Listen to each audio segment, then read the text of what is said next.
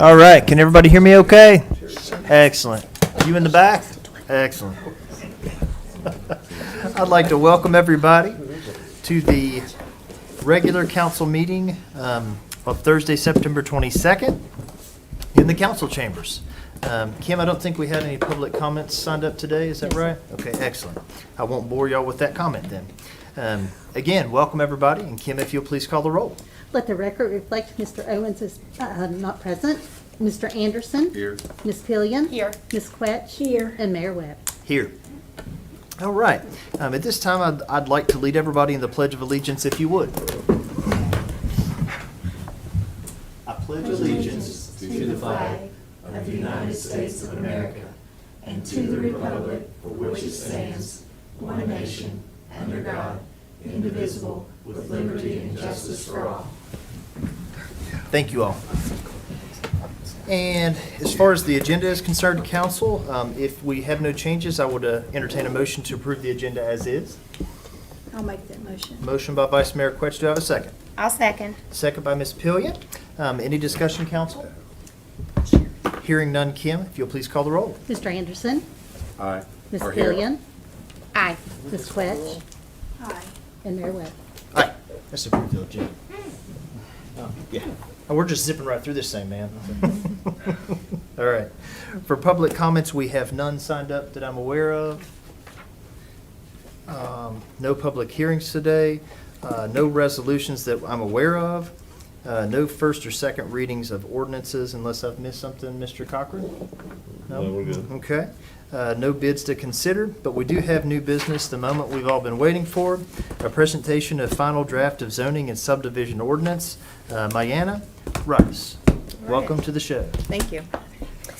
Well, we have a presentation by the Berkeley Group today. Rebecca Cobb is here with us to run through some of the topics. In the last year and a half, we've been working diligently with our Planning Commission members to go through each and every line item of the code. We're coming down to sort of the final edits, or at least we're hoping the final edits. We have one more Planning Commission specific meeting for it that's going to occur on Monday. And so this seemed like the time to really focus in on the town council. So I know I had brought you that top 10 list a couple of months ago where we just sort of went through different topics that might have been a little different from the Planning Commission interpretation versus just wanted to make sure you all were on the same page. And so we've had that, and now we're going to hear from the Berkeley Group for the first 7 articles. And I will encourage you to just, speak up, join in, participate with Rebecca, because again, this is our town ordinance that we are amending. So if you have any questions, make sure you're, participating in our presentation today. So with that, I will let Rebecca go for it. All right, thank you. As you mentioned, Rebecca Cobb with the Berkeley Group, and I think maybe some of you have seen my face before. I've seen you with the Planning Commission. I think when we kicked this off over a year ago, I was just a face on the screen, and we had another Berkeley Group staff here in the room. So it's nice to be here in front of you today to have a discussion and talk about your zoning ordinance and where we've come through to this point so far. Can I advance with this? Yes. All right. So today what we're going to do is just do a really brief run through of what is a zoning and subdivision ordinance, just to orient everyone about what is included in those. We'll talk about the process that we've been embarking on to update those, and then we'll go through the draft ordinance, kind of first looking at the overall structure, and then we'll dive a little deeper into Articles 1 through 5. Those are the ones that Planning Commission has reviewed, and I believe you have a red line copy of some of those edits, and so we're going to talk about some of that, and I want to hear feedback from you all on those items. And then we'll also talk about the zoning map and how it relates to your zoning ordinance and any changes that are occurring with it. The rest of the articles we will talk about. We have another work session that we're going to be doing next month, and so we will go through those articles at that time. And then we'll talk about next steps. So first off, your local policy and regulation includes your comprehensive plan, which is your policy document. It sets the vision for your community, and you recently updated your comprehensive plan. So it was a perfect time after that update to then go through this process, updating the zoning and subdivision ordinance, because they are your regulatory documents that help bring that vision from the community to fruition, making sure that you're working towards those goals that are in that comprehensive plan.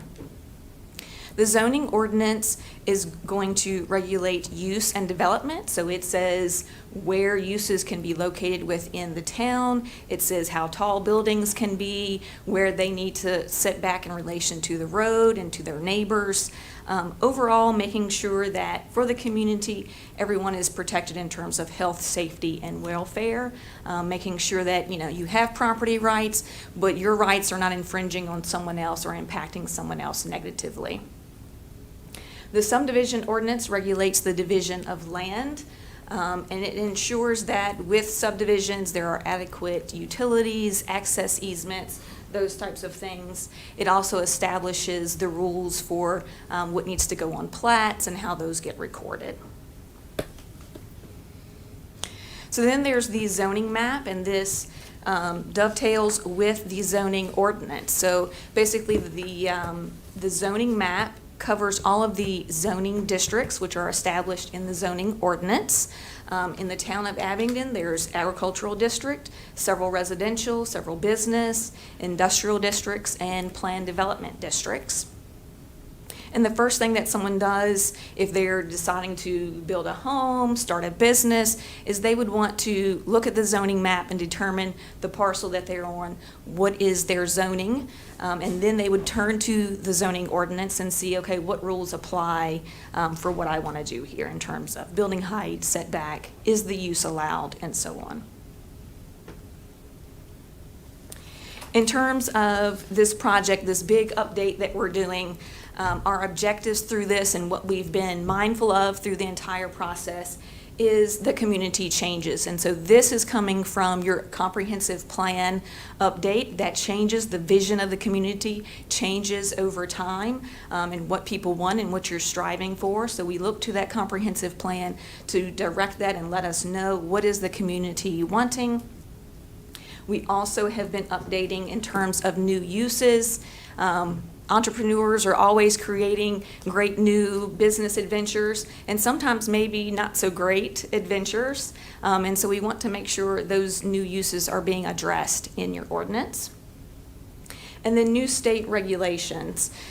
Every year, the state is updating their code, and so your zoning ordinance needs to stay in compliance with those items, as well as sometimes they put in optional items that you might want to consider. And so through this process, we've been looking at all of those and seeing, making sure that you're in compliance with the things that are mandatory, and then the optional items, seeing if that would be applicable to Abingdon.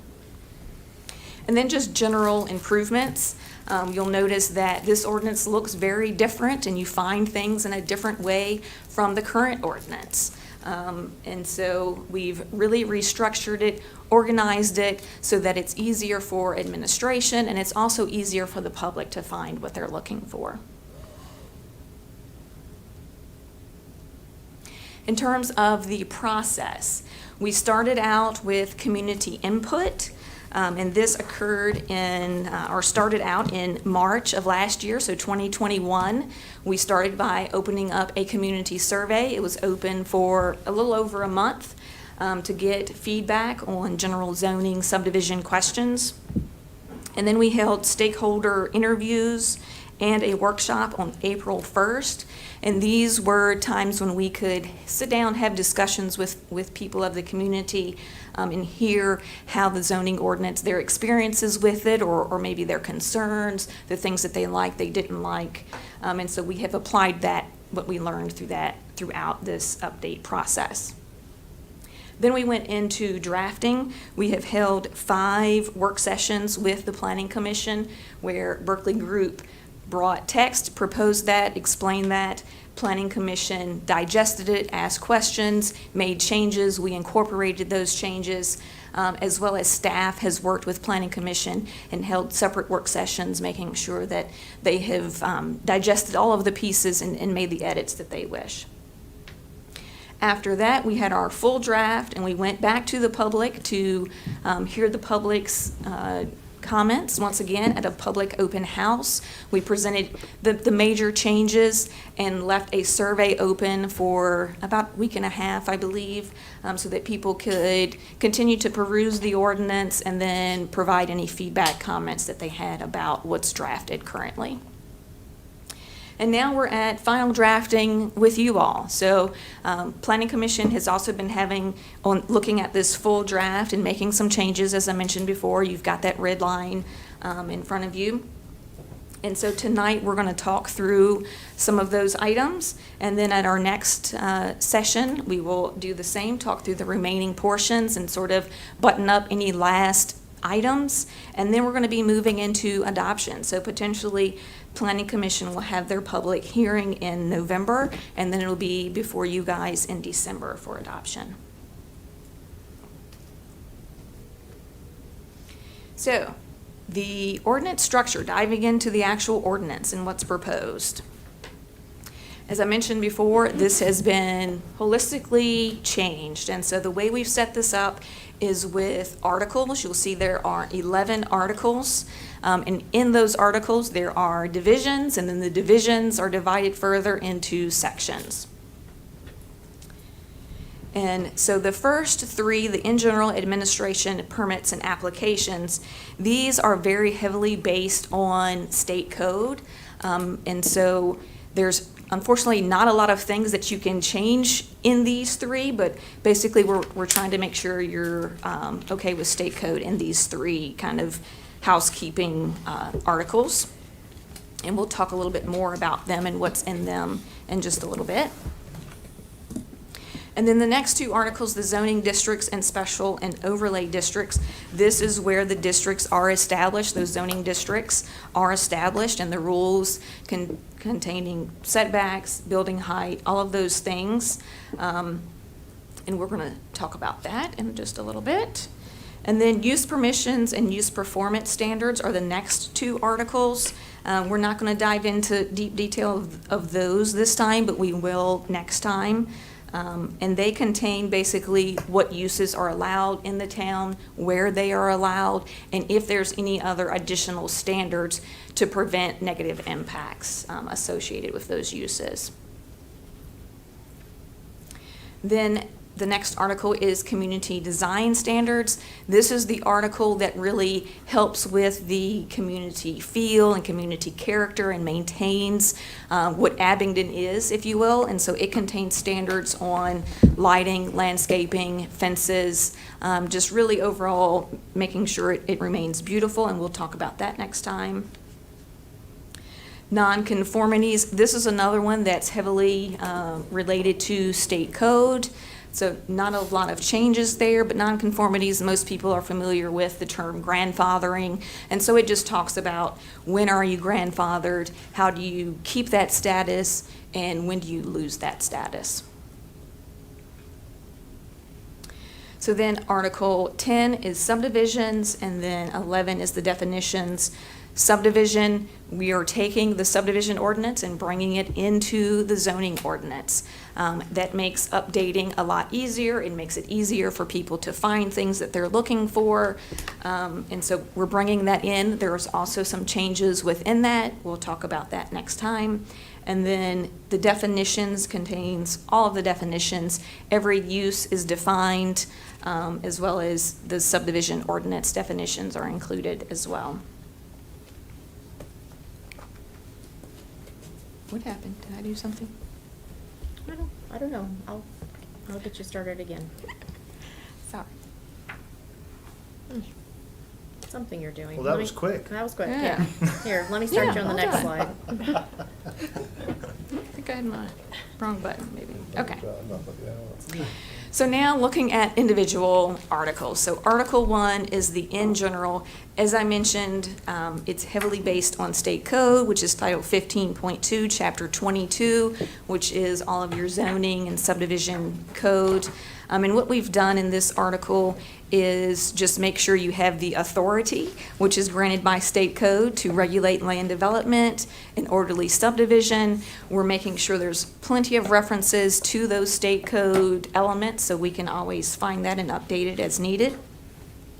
And then in terms of general management, we're making sure there's always conformity with the ordinance. We address if something conflicts either within the ordinance or with something else, either state code or another ordinance within the town. What happens? We address that. We address severability if something is null and void, and then the effective date will be inserted once this is adopted.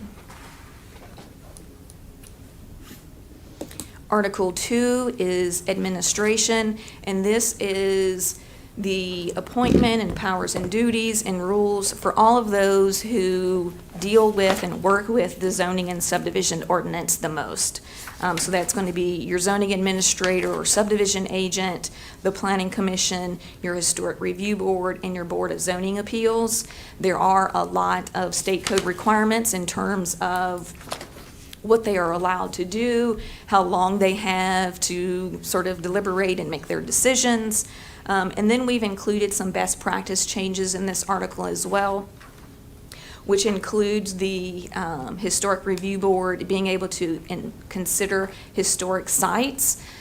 So this would be additions to your old and historic district. We just included some parameters, some thought process basically that they can utilize if someone says, my property's historic, I want to join and be a part of this district.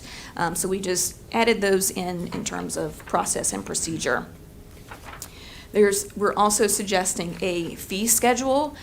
We suggest this for many localities, that instead of having the fees listed out individually within your zoning ordinance, that you have a fee schedule with all of your town fees so that it can be looked at one time, preferably during budget time, see what needs to be adjusted and make those adjustments without having to go into multiple ordinances and sections. And then paying delinquent taxes and charges. This is an option that's in the state code. We find that it's very helpful because it doesn't make a lot of sense if someone's not paying their taxes to come in and do permits for improvements that they're not paying on their property already. So we've included that as well. Before I move on, are there any questions or comments about Article 1 or Article 2? Council? I think we're good. Okay. So Article 3 is the permits and applications. This covers all of your zoning permits, everything from requesting a zoning map amendment to needing a certificate of appropriateness, site plan, zoning permit. All of those things are supplied here. And we have put in references to state code and make sure we're following state code in terms of that review, how long someone, planning commission, and you all can take in terms of making your decisions. And then also public notice, how that has to occur, as well as amendments to those permits.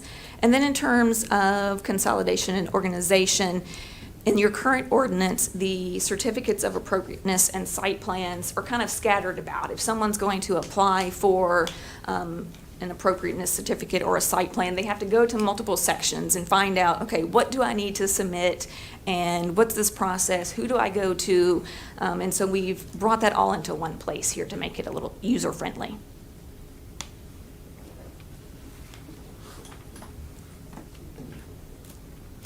And then in terms of new procedure, new items here in this article, we do have posting of signs for public hearings. So when there is public hearings, those signs get posted at the property.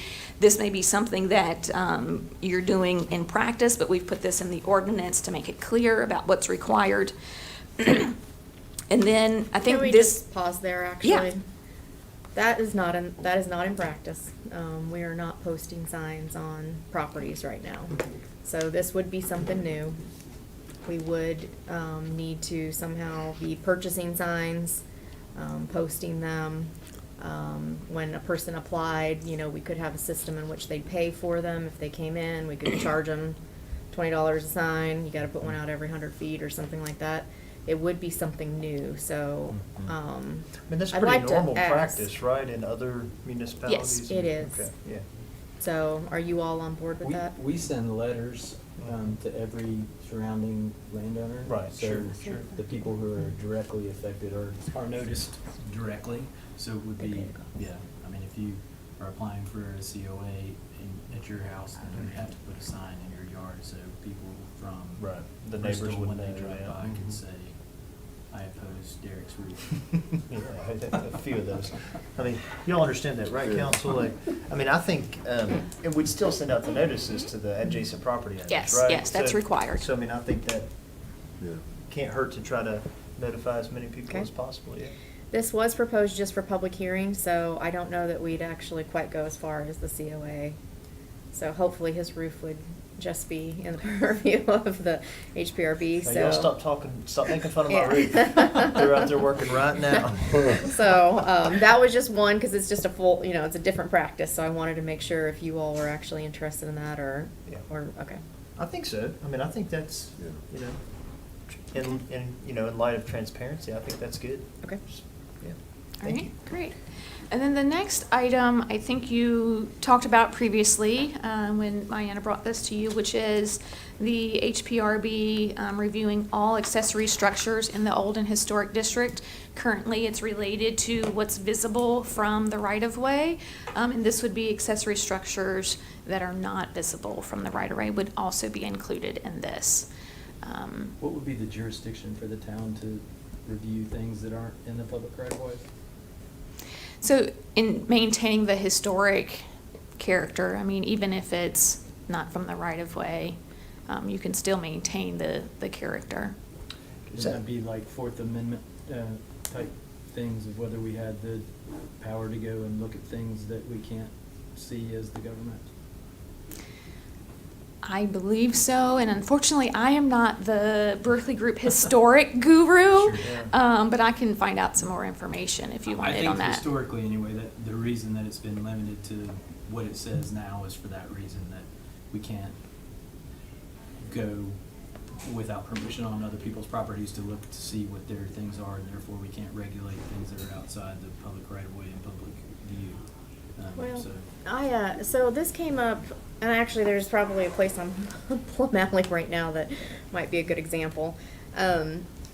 If we don't do it like this, if we don't say that we want accessory structures to all be reviewed by the Historic Preservation Review Board, we probably need to put some language in there about what is actually obstruction of view. Because on Plum Alley right now, there was a house, had a full hedge around it.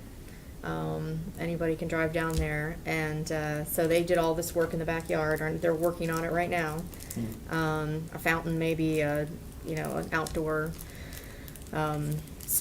kitchen, all that, and it was completely covered. Well, they've just gone in and tore out every bit of the landscaping, and they're halfway done. So now you can see it. Now you can see it. So there is, Gabe and I have been talking about this, about actually whether or not we actually need language that says like a permanent, like you can't see it from the public right of way permanently, because if somebody puts a whole lot, like an accessory structure on Plum Alley, and we say, oh, well, we can't see it, and then they go and tear out all their bushes, now all of a Well, sudden. let's say that they have all their bushes in place and you can't see it. How are Mhm. you going to enforce it that they aren't doing it without trespassing?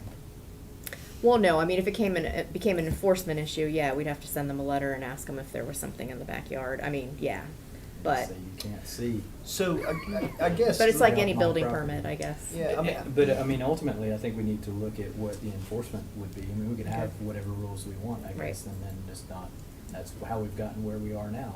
We just, Right. in the past, have selected enforcement, so I wouldn't want to put us in a box where we have a rule that we can't enforce. So let me add one more thing to that then, and then It's just that a lot of times, this is what we kind of have done with Derek. Sorry, Mayor.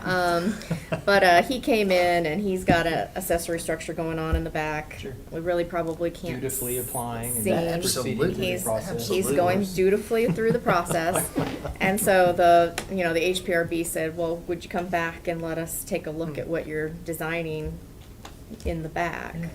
Now, And he I said, sure. I said, absolutely, I will. I'll even let you guys help me design it, even though you won't be able to see it. Yeah, so we run into that a lot, where people will put all the additional things into their review, and so we end up looking at accessory structures a lot. And so this was kind of a movement towards that, of like, well, we want to see all structures that are, I say we as if I'm the HPRB, but the HPRB looking at structures, all structures in the historic district. But it's not, I mean, again, this is why we're here today, to That's one talk of the about questions I was these. gonna ask. Cam, of course, has got the attorney blinds on, but I'm thinking just from a common sense standpoint, like, is that what, sure enough, the HPRB has requested? Do they want to be able to look at all the structures? Okay. Is that?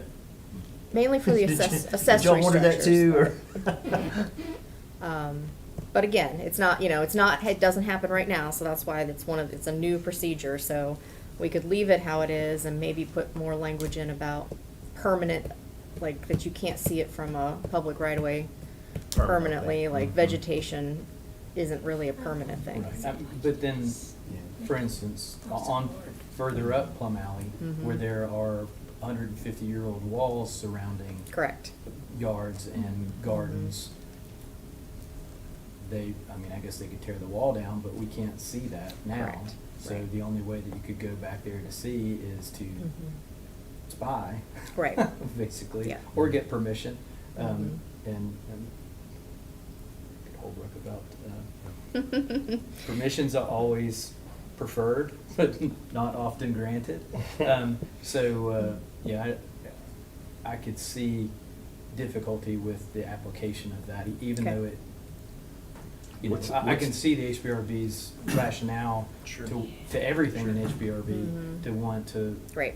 regulate and make everything the same and historic and comply with the rules, but if they don't, unless they voluntarily comply, I Okay. think it would be tough to enforce. And we don't have a lot, like, for example, the William King House, they're doing quite a bit of work back there in between where the new Summers building is, and that little section that you can't see from Plum Alley, can't see from anywhere, they're doing all those additions without an HPRB review. But then, the Wahlbergs had to come in for, an exterior pipe that went up the side of the building that just went up above it, so. What's the penalty? What's the penalty if you, do we know what the penalty is if like you don't abide by the, Right now, you Make mean. you. you know? Like, so I guess code enforcement in general, like, once you get approval, then we'll go out and make sure, that you've done what you're supposed to against what you got approved. If you don't get approval and we find out, then we do a stop work order. Do they? Yeah, they can, just to answer your question, Yeah. they can make you take it down. if- Or if that, it's yeah, not. I mean- Yeah. I mean, in severe Yeah. cases, that can Yes, it happen. can be severe. Not everybody's as accommodating as me. I mean, we had to go through, and so my issue with all of that is, if you have done everything and played by all the rules, Sure. and then somebody else does, which sometimes is expensive and sometimes means you can't do what you want to do, Right, sure, right? sure. Like, I'd like to have new windows, but instead I had all my windows restored. Right. So it would make me really mad if somebody down the street just went and ripped out their windows Oh, because sure. they didn't follow what they were supposed to do, Sure, right? sure. So if there's rules, the rules have to apply to everybody. Yeah. And there should be some way, Yeah. to make that fair. I agree with that. That totally makes sense. The only thing I see or I hear when I'm out doing mayor stuff is that we don't want to be so restrictive See, I that it don't know. I didn't deters do any of people that with from my house. wanting to I left that up to Todd. take these properties and make them better. Yeah. And again, not everybody's as accommodating as Amanda. So, but, I mean, Well, if I you, mean, myself. to your point, Yeah. HPRB can't tell you what color to paint your dining room. right, And the same sort of thing. I mean, Right, it's not- Right. There are limits to how far they can go, and Sure. and this might be an example of But what's to stop somebody from building a fence and doing what can't be seen? Well, you can't put a fence up without approval. True. Because I had to get my fence approved. I guess I didn't do any of this when I did my house. I left this all up to my husband, admittedly. But you could. Yeah. I mean, it Right. really is true. You could build a wall, build a fence, and then do your additions back there, And and not make them historically accurate to the building. But if You are if you correct. don't have access to their property and they haven't committed a crime that you can get a search warrant for, how is code enforcement officer gonna go from the public right of way that they're allowed to see their accessory structure to enforce the law? They Well, can't. yeah, Right. no, I totally see where you're coming from. Yeah, I do too. Makes sense. We do require building permits, though, Yeah. especially for anybody who's listening. Yeah, We right. do Right. require building Yeah. permits for all structures in the town, so we would be I mean, if you were building something illegally, you would be Because that violating regulates as it well. somewhat too, right? Yeah. The building permit process regulates things somewhat, I would 100%. assume. Yes. Well, I'm But leaning not what it toward looks- just I mean- leaving it the way it is. Okay. Not I am. aesthetically. Yeah, no, I mean, it sounds like, that's what I'm hearing from you all. Yeah, Is well, that I you just, don't I just really- don't want to be so restrictive that, and again, you No. know, I'm more than happy to share my plans with the HPRB, but, you know, I get where people are coming from, you know. They don't like their rights being taken away, so if they want to put a jacuzzi right behind the back door, then, There you and you go. can't see it from the road, they want to do that, so. But they will need a plumbing permit. That's it. Um, Which I got one, so. So I think so I'm hearing that clearly, where we don't need another additional HPRB review for accessory structures. What do you all think about like a permanent wall versus landscaping? Just because we're dealing with that one right I now. think your idea about the verbiage is Okay. good. You know, if it's a permanent sort of blockade from what you're gonna see, then I think I'm okay with it. But if it's temporary, like bushes or something, because again, we cut all our bushes down. Mhm. So, you know, I think it's all about the verbiage. Okay, Yeah. so Is that- we'll that take sounds- that back. fair Yes. enough? I think that's fair enough. Okay, thank Good. you. All right, great, thank you. Appreciate the discussion. Are there any, before I move on, any other things in Article 3 that you want to bring up? Anything else? No, because I'm afraid Diana's gonna get upset with me. Ah, so. no. I've been Okay. doing this too long to. All right, Article 4 is the zoning districts. One of the big changes here is we've converted text into tables, making it just a lot easier to find your district and find what you're doing and see what the requirements are there. We've also added a minimum open space requirement in the R3 and R4. This came through discussions during community engagement as well as with Planning Commission. And then Planning Commission recently in their last work session has made some additional edits here, and this will be kind of our focus of discussion for this article.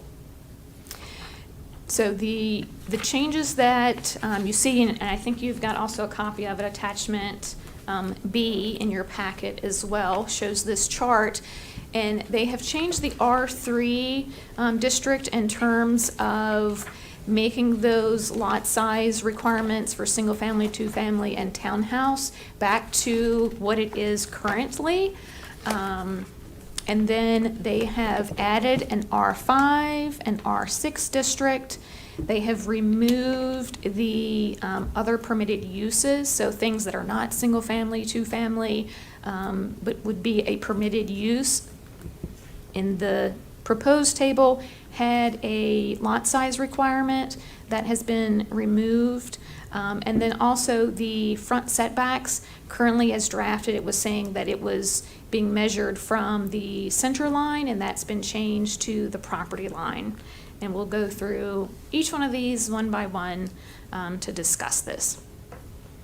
So the change with the setback from the property line to where the house or whatever the structure may be has to sit back, the language has been changed to the property line instead of the center line, which means that they also had to adjust the numbers to accommodate for that distance there that has changed. So those numbers have been reduced. Is there any questions, thoughts, concerns about this change? I'll say just from a consultant standpoint, this makes sense. We, agree and understand why they made this change. Any thoughts, any disagreement? Does it make sense how it is? So right Can you now, give like an example of in Sure. practice of what the difference would be? this will be easier for everybody to understand. Right now, we've got, if your road right of way is 55 feet, then it's 35 feet from the center line of the road, which, paving could be in the center, could not. Like, that creates a lot of burden on the homeowner to find the center line of the road, or commercial developer to find the center line of the road. If you just make it from the property line, then you're saying 15 feet from your front property line. It's like, we all understand that real easy. But to say, oh, what's the width of the road, and then where's the center line of the road, you're kind of creating 3 additional steps in there. And that's how our code's been. And I'm not opposed to that, but I Yeah. mean, don't you have to find out what the right of way is before you can find what the corner of the lot is? I mean, you have to get a survey either way. You could get a survey, correct, but most people aren't finding the center line of the road in their survey. They're just getting a survey of their property boundary, so they'll know where that is, but they don't necessarily know where the center line is, so it's just gotten squirrely. Well, most VDOT and therefore our right-of-ways are measured by the center line, so in order to know where their lot is, they have to know what the center line is, so. I mean, I guess in the deed description, Correct. it's giving meets and bounds, and that's what you're saying. Correct. But somebody at some point is found. Somebody at some point, yeah. It's just, it gets real mixed, and all over town, our road right-of-ways change, and so it becomes a much more complicated thing than just saying property line. Right. And so that's where the decrease came, because if you look at any one of these, if before it said, if the road right-of-way is greater than 50 feet in width, you need to be 30 feet from the center line. We've switched that to, if the road right-of-way, we switched that to be 15 feet from the property line. Because I know this is very complicated without showing it, but basically, you were accounting for 15 feet of road right-of-way before you hit your property, and then 15 feet more onto your property. So, does it matter, I mean, on Main Street, for instance, where it's 5 lanes wide, then the center line is gonna be much wider than it is on Plum Alley. Does it Correct. make a difference in that setting, how far the setback is from the property line, or not? It should not at this point, no. Once you so if you align everything along your property lines, your home should all be set back, or businesses should be set back appropriately. If you align it through this more complicated way, which we've had in the code for a long time, it should still also create a setback line. It's just that it's very cumbersome, and the danger of making a mistake and saying, oh, you only have to be 25 feet. So right now, if your right-of-way was less than 50 feet, you had to be 55 feet from the center line. If your right-of-way was greater than 50 feet, you needed to be 30 feet from the center line. That's just it's tough. So this is one of those cleanup things. As you said, when right-of-ways change, roads, get improved, it's wider, then you do run into additional complications with that. And so localities usually either do from property line in, or if they have adopted like an ultimate right-of-way, then they would measure from like the edge of the ultimate right-of-way. But if you don't have that, then we say, keep it simple, do from property line. Works. Gotcha. Easy peasy. Okay. So the next item, removing the minimum lot size for other uses. So you'll notice here, this was supplied in the R3 and R4 district. And I'll just note that this would be for by right uses, and in these districts, I think there's only at this point proposed 2 by right uses. One is education facility, and one I think is assisted living facility. And so the Planning Commission felt that this could be removed, that those 2 by right uses would sort of naturally require a certain lot size anyway. And so just to keep the table simplified, this could be taken out. I would, just ask and pose the question of, there are always a bad apple in the cart. And so, someone could just do poor planning, poor development. And so you might want to consider leaving that minimum in there. However, it is only those 2 uses. So entirely up to you all in what you want to do there. Yeah, so there didn't seem to be a case in which if somebody wanted to do an educational facility, it seems like they're gonna need more than even the suggested original 8,000 square feet. Even that's just a small lot size. We're going back to a 10,000, you know, our 8,500 is the single-family lot size, so, it just seemed like with those two types of uses, like a school's not gonna come in on 8,000 square feet. And if they are, Just probably small. delete those as other Mhm. uses. We could delete the other uses, but it makes sense to delete a different lot size for those uses. If somebody wanted to have like a day school, I guess. I know we're not really getting into the use table today, but. Would it be easier just to delete the uses if we say you can't I do would use not- on that lot? I wouldn't suggest deleting the use. You do want it to be, these are your higher density districts, so it kind of makes sense to allow like an assisted living facility in one of these, Residential. as well as an education facility. I mean, this is where the kids are gonna be, keep them close in the neighborhood, so it makes sense to have that as a by right use. But Yeah, it's I think options. assisted living works well in a neighborhood.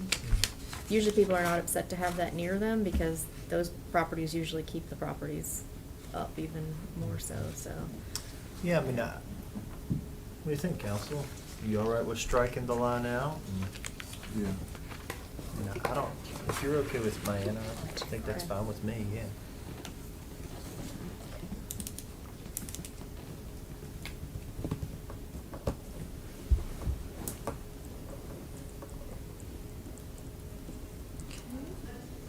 So next item is the increase for the R3 lot size and then the addition of the R5 and R6. And we kind of need to talk about these together.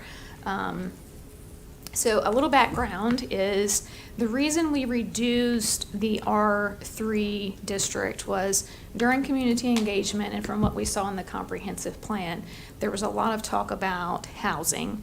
And there was a desire for additional housing in the town, as well as in the comprehensive plan, it talked about affordable housing. And so one way to do that is to, or both of those things, is to increase your density.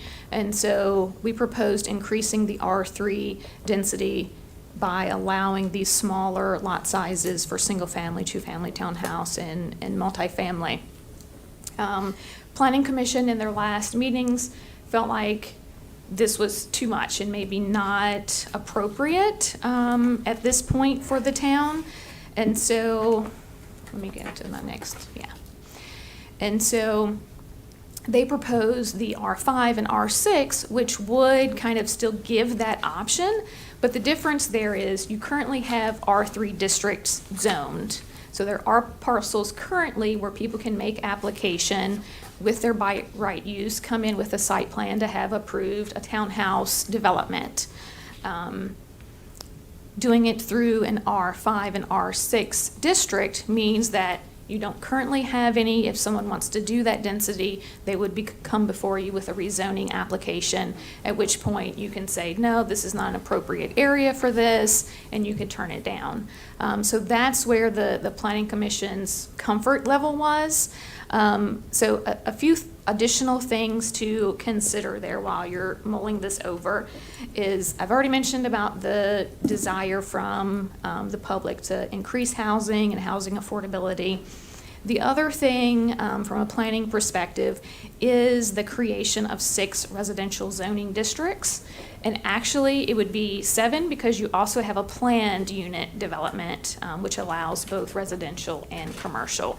And so for a small town, that's a bit complex and that's a bit much if people eventually do come through and start rezoning these things. So that could be a little hard to maintain, and you may down the road go, why do we have all these districts when it's just a little bit more dense and a little bit more dense? So that's something to consider, as well as your plan unit zoning district. you have this currently, and that's a place where potentially you could offer increased density. In fact, Planning Commission has increased that a bit, but also is maintaining sort of a large kind of original lot size, if you will. That could be brought down just to encourage it a bit more. But in terms of what's sort of on the ground today, you have much less planned unit development that's zoned property in your town currently versus you do have quite a bit of the R3.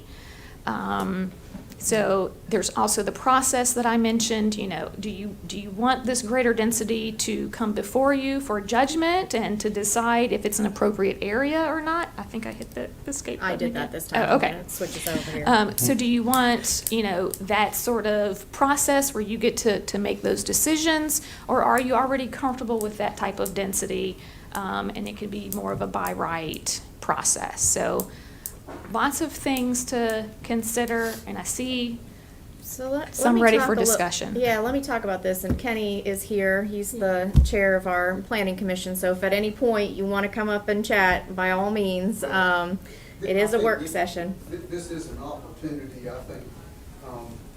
This is a situation where we have had multiple meetings and lots of discussion. And what brought this about was a developer particularly who wanted to do cottage housing. And without going into a lot of detail, this was controversial. And so the idea was, when you start to look at this type of thing, that's why the suggestion was to have the 2 additional districts. One of the things that we know, and I think brought out a great deal of discussion in terms of lot size, is there's going to be more and more demand for housing in the town of Abingdon. I think we all know that. Sure. I think it was dealt with well in the comprehensive plan. But when you look at something like cottage housing, I think what we were trying to say, particularly I think Jeff was pretty adamant about this, is you really want to have control over that because it's very unique. And we don't know if the uniqueness of that will be duplicated by something else that will come up in the future. So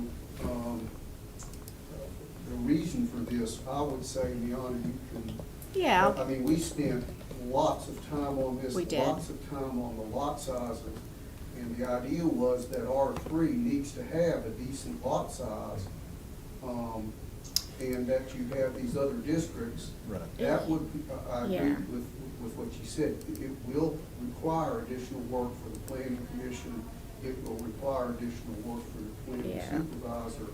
And But may- it does give you a certain amount of control when this comes in. I think, and I go back to the comprehensive plan, at some point, you really want to make sure that when a developer comes to you with something, that you have something concrete, so they don't come in and say, okay, I've acquired this lot, and I want to do this, and then you're responding to that after the fact. I don't think you want to be there. So I agree that it's more dense, but it was a point of discussion, significant discussion with the planning commission. Thank you. Thank you, Kenny. We definitely, so we did a GIS analysis on the parcel size and found that the average parcel size in the developed R3 district was like 17,000 square feet. Okay. The average of all the R3 parcels was like 40,000 square feet. So to take it from, to actually make it more dense from the standpoint of going from 8,500 to 6,000 would basically mean by right a person could put another house or 2 houses on their existing parcel. So the Planning Commission was really adamant about keeping the established neighborhoods the same. So the only real way to keep the established neighborhoods the same, but also to allow this flexibility for more housing and for a developer to come in and actually do a bigger, more dense project, is to just have another zoning category that's more dense for them. So they come in, they ask for a rezone on a large piece of R3 property to R4, R5, R6, and then they can do their project. But we do get then basically the opportunity to look at their project, and it was more concern, if I've got this correctly, it was more concern that we would be taking established neighborhoods and changing them to add 2 or 3 homes to lots that now at 6,000 square feet, they would have that by right. So I think that we have added affordability for housing because we're now allowing accessory dwelling units. We're talk about other density issues when we get to subdivision and that. But this was really to ensure that if somebody did want to do a cottage housing development with small lots, or if they wanted to come in and do a more dense community, that you would get to see it as a zone map amendment. And Is there a minimum lot size? What is the minimum lot size in the subdivision ordinance now? Is there one? Well, I mean, our smallest lot size right now in R4 is the 6,000 square feet. Yeah. So this would be a 5,000 and a 4,000. Yeah. So it would accommodate a much more dense environment, and I can't do math off the top of my head, but So I guess my only question, because I completely understand what Kenny's saying and what Mayanna's saying. My only question, I'm good with that, but this will give people the opportunity, if we create these 2 new Rs, it'll give them the opportunity to go through planning commission first, You got it. right? So it's not just like everybody's going to come to council first. They're going to go through the process, and planning commission will, of course, and those are the people that we put there for a Yeah. reason. Right. They're experts in what they do. Agreed. So I'm totally fine with what Kenny's suggesting, because I think that ultimately gives people the opportunity, but it doesn't cause an issue in an existing neighborhood. I'm fine with that too. Is that same? Yeah, and I think it gives you flexibility without knowing what, say, beyond the cottage neighborhood Right. might come up, Right, and then you deal with it at the time. yeah. I think Yeah. that gives you flexibility. And of course, if we make it bad enough, then they come to see you. And that's okay too. That's okay too. That's what we're here for, but. Well, and it's going to be difficult from a spot zoning point of view also of where are you going to pick where R4 and R5? Sure, so that's why we're not assigning it, like, we're not saying we're coming in and assigning it. The planning commission isn't saying they're gonna assign that. And I'm totally taking this parcel, you guys are probably gonna be like, oh, we know that person, they'd never wanna develop that, but, if you looked at a parcel like this, in this R3 zoning district, I mean, it wouldn't really be considered spot zoning if you came and wanted to take like a whole section like this and Sure. actually zone it. Yeah, if somebody came to us and wanted to Right. take their house here from an R3 to an R4, Right. then that's where the spot Or zoning from question. M1 to R4. Or an M1 to an R4. And you can see there are a few places, like I would consider this a spot zone, that's your M1, I'm not sure why that exists. There are a couple places, but if you've got a good high quality project, just because it's one parcel, and, I'm not trying to speak down to anyone, but just because it's one parcel doesn't mean that it's spot zoning. You could do a 9-acre one parcel, and rezone it to R4 or something like that, so. I was thinking more R5. of somebody that was R1 in the middle of Valley Street or something. Yes. And then they suddenly are going to build cottage homes on it in the middle of old and historic. Well, Yeah. cottage housing will be, I think, in a different chapter. Yeah. We haven't actually gone back through with the new proposed cottage housing language with the planning commission, so. But yeah, so I But- think what we're hearing though is we want to create these R2R districts, right?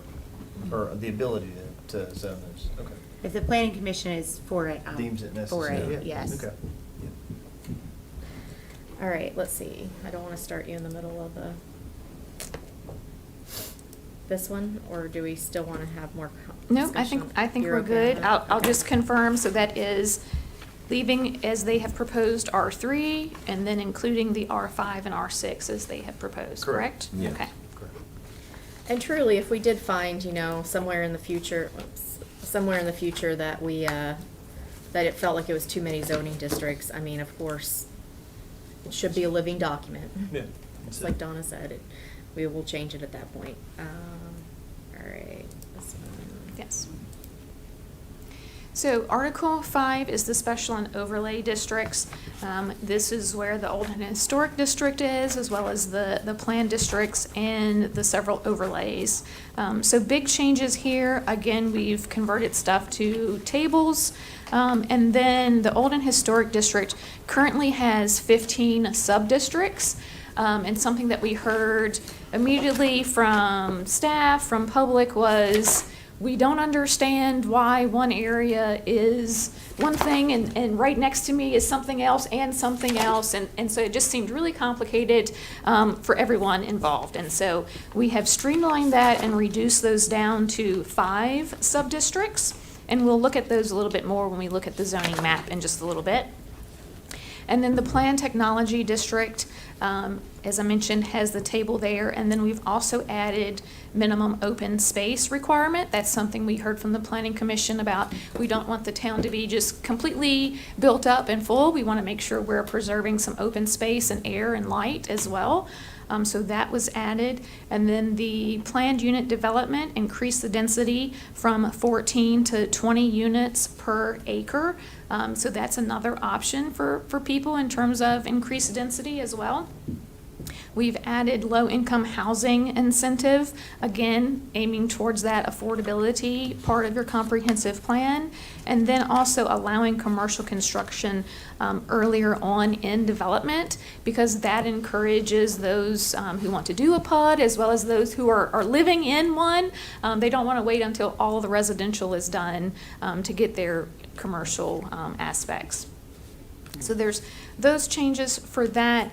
And then in terms of the overlays, the flood hazard overlay, that has been overhauled in terms of state requirements. The state has a model ordinance, and so we have adjusted text based on the model ordinance. Planning Commission has come in and reduced some of that, so you can see that in your red line, but basically just trying to keep it a little more simplified there. Airport safety and then the historic entrance corridor are overly, are pretty much the same. Not a lot of changes within those. Any questions about the Article 5? So the flood hazard district got really big. The section of the code, Kenny was one of the ones that asked that we reduce it. So you'll see in your red line that there's a large portion of the ordinance, and you'll see things that have been struck through. Staff only struck through what we felt was redundant. So taking a model ordinance and actually just kind of simplifying it a bit more. If there ends up being something from a legal standpoint, let us know. But I mean, we didn't, like for example, something that was struck through was maintain and permanently keep records that are necessary for the administration of these regulations, including, and then there's this long list. It's like, well, of course we don't need to tell ourselves again that we have a FOIA responsibility to keep records. So that's where we went through and tried to simplify it a bit more. Because Kenny said. It started out with 19 requirements for the zoning administrator. At least in my thought, it was cumbersome. And then if you missed one, you have an issue that you missed it. And it didn't seem to me that something that cumbersome was worthwhile. I thought it put the town in jeopardy. And I think it needed to be simplified. You can probably speak to this also, that the Olden Historic District was designed that way on purpose. It wasn't happenstance, or it wasn't over time. Blacksburg was there, and then they created the Olden Historic District by block on purpose. And I think that one of the gentlemen on the wall was behind that effort to regulate it by block. I'm not suggesting that's a good idea, but that was the rationale at the time. At the time, and I think, I'm old enough to have been on that committee that did that. And I think even at the time it was cumbersome. And I think, again, we spent a good bit of time, but I think the simplification, getting it from 15 to 5 was important, and I think it was good work. And I think the rationale at the time was whatever district Ken Stewart and the tavern and the funeral home are in, the allowed uses on that block are professional services, restaurant, and funeral services, because that's what was there. Yeah, well, and the issue at the time was there was a proposal that everything within the old historic district would be done by special use permit. And there were people who opposed that, and so there was a committee that was formed And those 15 sub-districts were a result of that committee. And again, those, to me, that kind of come to do what's been done. I don't disagree. All right, any other further discussion on Article 5? Okay. I just wanted to show you this quickly. This is Article 6, the use matrix, or actually one of the use matrices. There are two of them. This one contains the ag, residential, business, and industrial and planned districts, and shows you what uses are allowed in all of those. There's also another matrix for just the old and historic sub-districts. We would have loved to put it all in one table, but it was just so many, it wouldn't fit on the page. So we had to do two. But I just want to show you, so we have the uses for your town listed in alphabetical order in the left-hand column. And so you can kind of use this in a couple of ways. You can either pick the use and then go across and find out where is this use allowed by right or special use permit. If it's blank, it means it's not allowed in that particular district. Or you could say, my property is zoned, B1, and you could go down that column and find out all of the uses that are allowed either by right or special use permit. And then the right-hand column shows the use performance standards. So if there are potential impacts from a use, we have provided standards. And so this lets you know, hey, go to this other section and make sure you're following these standards. So I just wanted to point that out to you so you can be kind of perusing that, because that's going to be one of the first things that we talk about next time when we meet. And I think it really helps and makes your ordinance really user-friendly for everyone. And then the zoning map, and that'll wrap up kind of our big ticket items. Before I go to the zoning map, is there anything else about the ordinance that you want to discuss tonight or this evening? I'm so used to night meetings. This is Council, anything specific? Okay. all right. Do we want to talk about short-term rental? Everybody's good on that? That'll all come at the next one. We'll get into more of the use things, so that's I where get lots of questions about that, and so Yeah. just for the listeners, short-term rental is being considered and to be part of the new amended zoning ordinance as soon as humanly possible. Sounds great, yeah, that's good. I get that a lot too, That's Kim. it, The that's same it. thing, Kim. So yeah, so for those people listening, currently our zoning district, the only zoning district where you can have a short-term rental is a B1 or a B2. Okay, Those are special use permits, so I think we've only honestly gone through one on that. Unless it's a homestay, or unless it's a residential home, or Sure. unless it's a bed and breakfast. So then we got all these other weird things that we have something called a homestay, which is like 90 days out of a year, which is again not what people are wanting to do. It also requires that the owner lives there, like you're running out of portion. We've got a bed and breakfast. So I guess if you're giving breakfast then at your Airbnb, then maybe you could sneak that by. But basically people have gotten real creative and clever. And the one thing I will tell you is that from an ordinance standpoint, we don't monitor a website. So Airbnb, VRBO, those are websites. Those aren't zoning ordinances. So people right now that have them, it's not like I'm going to open Airbnb and try to figure out where your address is and then go knock on your door and tell you it's not allowed. Because this is a hot topic, we went basically from a code that didn't allow it, and then we went to a pretty restrictive way to look at them there in one of the drafts, and then we've gone back to a registration. So people need to register, and then that will give us the ability for code enforcement. So if somebody if the police are called 3 times to a house, or, we've got some parameters in there that we'll look at. But it'll allow it in all the districts, so we're not basically turning a blind eye if that's what people think or whatever. But we're working on it. Yeah, we're working on it. We are working on it, and it will be an allowed use, so, yes. So it's allowed, but people will have to register. And there will be Correct. boundaries. There will be boundaries. Because I've had homeowners, I've had several homeowners ask me, there's an Airbnb in my neighborhood. I don't know how regulated it is. We've had some strange characters, Yes. or I don't want my whole street to be Airbnbs. How are, so a lot of people ask about it. Yeah. It's weekly I get asked about it. Yeah. Oh, So it's coming, and the one piece about being able to, if there's verifiable code enforcement issues based on what the code will have in it, then there's a hearing process for those people to go through to regain access to their Airbnb or their VRBO, their short-term rental, if they quote-unquote kind of clean up their act. So it allows it, but it doesn't make it super cumbersome. Excellent. One thing about that is the whole part of the ordinance related to short-term rentals has been reduced to 5 pages. And I think that if you get a chance to read through that, it simplifies it to the point that some of the questions will be answered and it won't be as cumbersome, nearly as cumbersome as what it was. And I think that's a big improvement. Yep, absolutely. Good to know.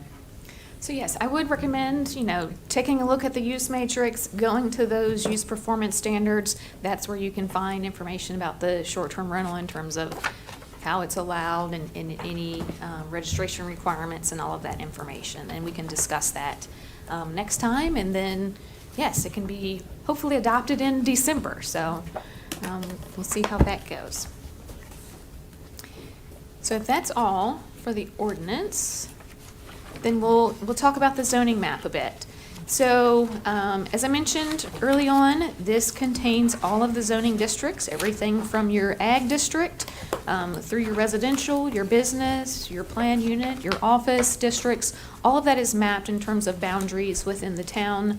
And overall, those districts are not changing. So we're not making changes to anyone's zoning on their parcels for residential districts, business districts, those types of things. Those are remaining the same for everyone watching. Where there will be some changes is within the old and historic district. So as I mentioned, there were those 15 sub-districts, and we have gone down to 5 sub-districts. And so that does mean there is some zoning map changes there. So the 5 districts for the 5 sub-districts for the O&H district, the first one is civic and business focused, and you can see from the map that is basically along Main Street. The OH2 is a residential focused, and that's along Valley Street. Then there's an artisan focused. I can't quite see the street there, but that's in the purple color. And then there are the 2 sort of outliers, if you will. The Sinking Spring Cemetery is OH4, and then the Muster Grounds is OH5. And then I've got another image that we can take a look at that shows you the consolidation and what we did here. So within the colored map, you see numbers. Those are basically the current sub-districts. So in that OH1, the civic business, in the kind of pink-red color there, I guess it looks like that on your screen as well, is currently sub-districts 1, 2, 3, 4, 5, and 6. And so it was talked about, felt like those were all pretty much civic and business related, and so we could easily combine those as the OH1. And then the residential focused is sub-districts currently 7, 9, 10, and 11, and 12, and we've combined those to residential. And then the O3 was both 13 and 14, and then we did leave what is currently 8 and 5 as their own districts. Are there questions about these changes or any concerns? So HPRB's been going through a process of advocating to expand old and historic, Sure. but we're not going to take that up now. We're not going to take that up with this. I don't want to somehow get into a situation with that would delay our whole entire code. But I can just tell you a little bit. So a few weeks ago, I guess last month in August, we had our Historic Preservation Day, which actually was very well attended, and I thought it was a really good event. In the daytime, we had the DHR come. They did training on historic districts and all of that, and then in the afternoon, we had a cemetery tour. In the evening, we had a event at the Martha, where we got a grant for a speaker, and then in the evening, late evening, we all got to go and tour the Summers building, and see the town at night from a rooftop. So it was kind of fun. So that was kind of part of a kickoff to talk about where we go. And so there's two things that we need to, that needs to come out of that. One is that we need to basically rewrite our nomination. So we're part of, there's not a whole lot of actual historic districts in Virginia that are defined like ours. And we're a CLG, and so we're gonna redraft our nomination. With that meant 2 years ago, they re-looked at all the buildings in town and actually found buildings that are historic. So the HPRB had thought that they were just gonna kind of expand it to another area. From all of this research, they might be looking to expand it, but not just like straight down the street. They might look to say like, oh, these homes over here, like, let's talk about Bradley. It's not anywhere attached to this downtown area, but Bradley Street has a whole lot of large older homes. So it's kind of going a little bit in a different direction, and so I want to let that go organically and let this process forward as is. And so hopefully by cleaning this up, it'll also make that process a little bit easier too, in terms of what does it get assigned to? Instead of 15 different choices, you've got 5, and technically probably 3. Yeah, so definitely look at the use table. There are a few red lines in here, so, I mean, if you know anybody, I think that accidentally the first go-round restaurants were left off, and so, I had somebody from the public send me an email and said, I don't think Tanya's gonna be too happy if restaurants aren't allowed, or the tavern, for example. So, so there were a few things, that we have redlined here to make sure that, we have on there. For example, outdoor market, we didn't have as an allowed use, but obviously, we've got our farmer's market right down there. So just, just make sure that if there's, take a good look at the use tables, because they become our guiding light, so. Yes, and that's what this time is for. Between the open house, making sure the public has eyes on it, because fresh eyes, are always great eyes, and we do miss things. And so finding things like that and hearing from you all any changes, so that when we do move to public hearing, everyone's happy and stands up and says, we'd like it adopted, hurry up.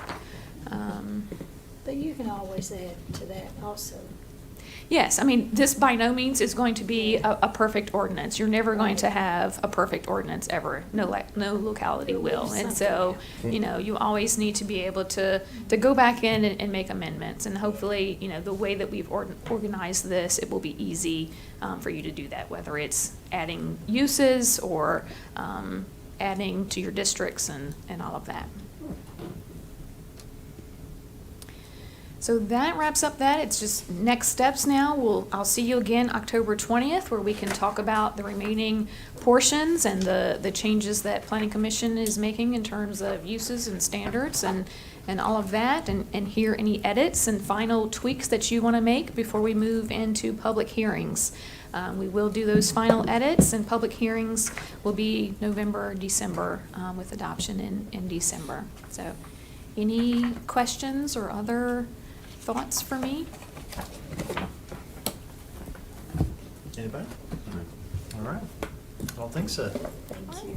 Thank you so much. Thank you. Thank you for your time. We'll see you again next month. Yes. That's it. Diana, do you have anything else? I don't, but if anybody sees an edit, or it's hard to really read through this 256 pages, which I've spent the last year doing, but if there's a topic that's really important to you or a constituent, please make sure that we know. Make sure you've looked at that section. So if everybody looked at a little bit of it, I think we'll get at any big glaring things we've missed. I think y'all have done a great job. I appreciate the input from the planning commission. I just want to say what a good job Beyond has done in shepherding us through this. It's been a very long process that has more to do, and we appreciate the forbearance that we've gotten from the Berkeley group, because we have beaten this to death, I would say. But I just wanted to add that. Thank you. We appreciate you, Ken. All right. Well, we look forward to the next month meeting to finish that out. Any old business that I'm missing, council? What about business, any miscellaneous communication from Mr. Cochran?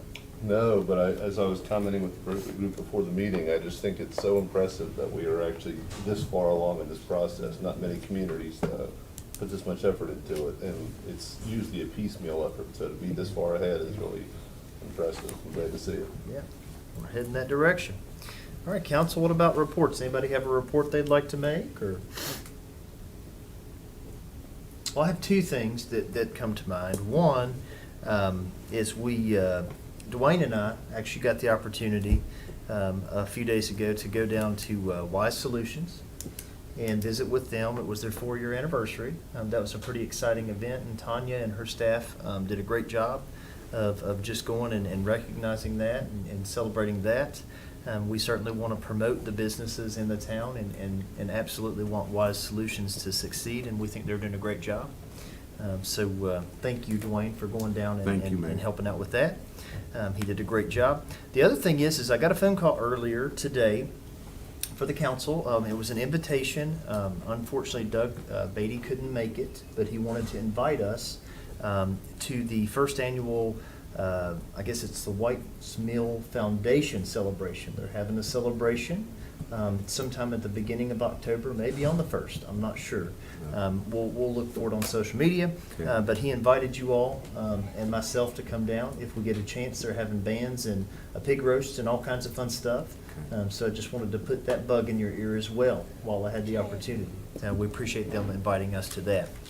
As always, I'd like to thank the staff for their tireless efforts. Mayanna, you're doing a great job with this.